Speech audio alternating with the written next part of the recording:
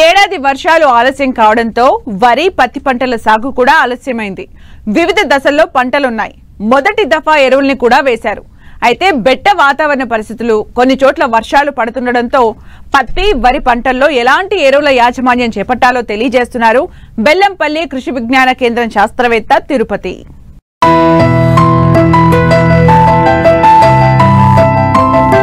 తెలుగు రాష్ట్రాల్లో సాగయ్యే పంటల్లో వరి సాగు విస్తీర్ణం అధికం. తర్వాతి స్థానం పత్తి. అయితే ప్రస్తుతం వరి పంట పిలకల దశ నుండి అంకురం దశలో ఉంది. పత్తి పూత దశ నుండి కాయ అభివృద్ధి దశలో ఉంది. అయితే ఆగస్టు నెలలో బెట్ట పరిస్థితులు తలెత్తడం, ప్రస్తుతం కొన్ని ప్రాంతాల్లో వర్షాలు కురుస్తూ ఉండడంతో ఈ పంటల్లో ఎలాంటి ఎరువులను వేయాలో తెలియచేస్తున్నారు మంచిర్యాల జిల్లా బెల్లంపల్లి కృషి విజ్ఞాన కేంద్రం శాస్త్రవేత్త తిరుపతి. ప్రస్తుతం మన తెలంగాణ రాష్ట్రంలో చూసినట్లయితే మనం ఈ వర్షాకాలంలో వానాకాలం పంటలలో ప్రధానంగా మనకు పత్తి మరియు వరి, దాదాపు మనకు వరి సాగు విస్తీర్ణం అనేది చాలా వరకు దాదాపు 50 లక్షల కంటే ఎకరాల కంటే ఎక్కువగా మనకు ఈ వానాకాలంలో నమోదైంది. అదేవిధంగా చాలా వరకు మనకు వరి నాట్లు కూడా పూర్తయినాయి. ముఖ్యంగా ఈ పంటలలో కనుక మనకు పోషకాల గురించి కూడా చూసినట్లయితే ముఖ్యంగా సాధారణంగా ఒక ఎకరాని వరి సాగుకు మనము 48 కిలోల నత్రజని, 16 నుంచి 20 కిలోల భాస్వరము, అదేవిధంగా 20 నుంచి 24 కిలోల పొటాషియం అనేది సాధారణంగా ఒక ఎకరానికి సరిపోతుంది. చాలా వరకు రైతు సోదరులు నాటు వేసే సమయంలో డిఏపిని కానీ లేదంటే అడుగు మందులు భాస్వరంను కానీ చాలా వరకు మనం వేసుకోవడం జరుగుతుంది. దాని తర్వాత పైపాటుగా మనము ఈ నత్రజని ఎరువును ముఖ్యంగా అదేవిధంగా పొటాషియం కనీసము 2 నుంచి 3 దఫాలుగా వేసుకోవాల్సిన అవసరం ఉంది. ముఖ్యంగా ఈ నత్రజని ఎరువులు వేసిన ప్రతిసారి అంటే 30 నుంచి అంటే దానిని యూరియా రూపంలో వేసుకున్నట్లయితే 25 నుంచి 30 కిలోల యూరియాను 10 నుంచి 15 కిలోల పొటాష్తో కలిపి మనము నాటిన తర్వాత 25 నుంచి 30 రోజుల వ్యవధిలో వేసుకోవడము.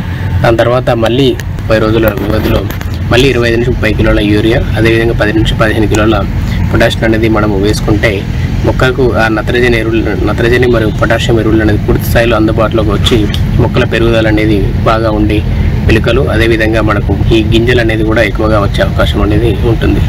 సాధారణంగా మనము చాలా చోట్ల మనం చూస్తున్నాము ప్రస్తుతము మనకు ఈ నత్రజని ఎరువులు అంటే ముఖ్యంగా ఈ మొదటి దఫా ఎరువులు అనేది వేయడం అనేది చాలా వరకు అయిపోయింది. అదేవిధంగా చాలా చోట్ల చూసుకున్నట్లయితే మనకు ముఖ్యంగా ఈ పొటాష్ మరియు జింక్ అనే లోపాల లక్షణాలు అనేది కూడా కొన్ని చోట్ల కనబడడం జరుగుతుంది. ముఖ్యంగా ఈ పొటాష్ లోపము అంటే సాధారణంగా ఇది ముదురు ఆకుల పైన వచ్చే అవకాశం ఉంటుంది. ఈ ఆకుల అంచు భాగం అనేది కొంచెము పసుపు వర్ణంగా, గోధుమ వర్ణం నుంచి పసుపు వర్ణంగా మారి పైనుంచి కింది వరకు కొంత వెండిపోయినట్టుగా మనకు కనపడడం అనేది జరుగుతుంది.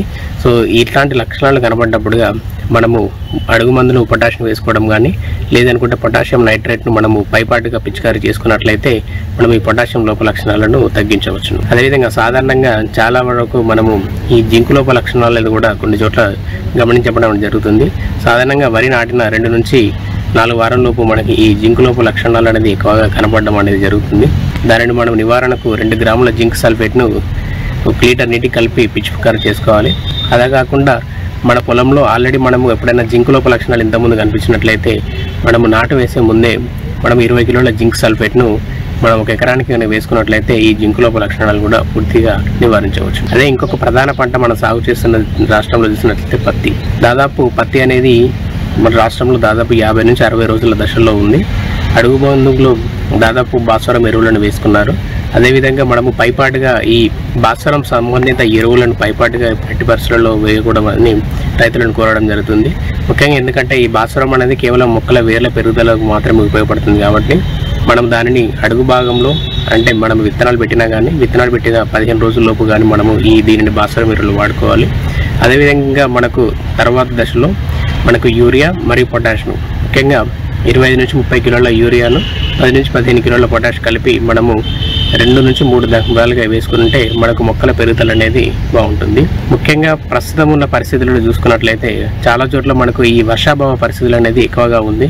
సో ఇటువంటి పరిస్థితులలో మనము ఈ అడుగు మందులుగా అంటే 2వ దఫా మందులుగా మనము ఈ యూరియాని కానీ పొటాషియం కానీ వేయలేని పరిస్థితి, పెరుగుదల అనేది కూడా తగ్గిపోయే పరిస్థితి ఉంది. సో ఇటువంటి పరిస్థితులలో మనము మొక్కల పెరుగుదలను కాపాడుకోవడానికి పైపాటుగా మనం అడుగు మందులు వేయలేని పరిస్థితి ఉంది కాబట్టి మనం ఏవైతే ఈ పోషకాలను పైపాటుగా మనము పిచికారీ చేసుకున్నట్లయితే మనం మొక్కల పెరుగుదల అనేది కొంతవరకు కాపాడుకోవచ్చును. అందులో ముఖ్యంగా ఈ యూరియా కానీ లేదంటే 19 కానీ మనము దీనిని 5-10 గ్రాములు పర్ లీటర్ చొప్పున కలిపి మనము స్ప్రే చేసుకున్నట్లయితే మొక్కల పెరుగుదలను మనము కొంతవరకు కాపాడుకోవచ్చును. అదేవిధంగా మనకి ఇటువంటి వర్షాభావ పరిస్థితుల నుండి కూడా తట్టుకునేలా మొక్కకు కొంచెం వరకు మనము ఇచ్చే పరిస్థితి ఉంటుంది. మనకు ముఖ్యంగా జింకు లోప లక్షణం అనేది కొన్ని చోట్ల అనేది కనబడడం జరుగుతుంది. ముఖ్యంగా ఏంటంటే మొక్కలు గిడసబారిపోయి ముదురాకుల పైన మనకు ఈ మచ్చలు అనేది కనపడి అంటే పసుపు వర్ణంగా మారిపోయి మొక్కలు అనేది గిడసబారిపోతుంది.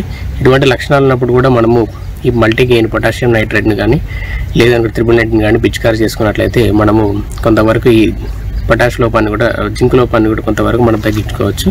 అదేవిధంగా మనకు అధిక వర్షాలు వచ్చినప్పుడు కూడా మనకు ఈ పూత రాలడం అనేది జరుగుతుంది.